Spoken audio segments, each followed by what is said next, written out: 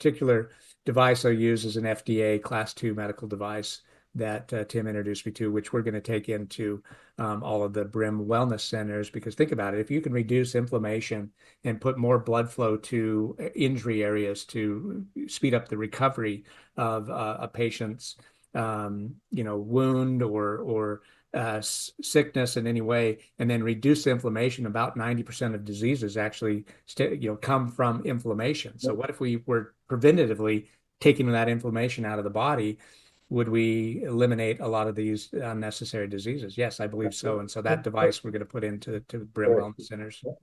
What's the other thing that's doing for you? When you talked about the circulation and the vessel motion. The other thing that's doing is making, your pharmacist would call it, potentiates the impact of all the supplements you're taking, because now because that blood flow improves all the way down to the capillary level, the small vessels that are the last mile to the cells. Yep.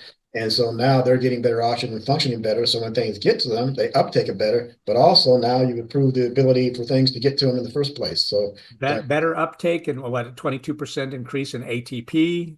right, Yeah, amazing, amazing therapy.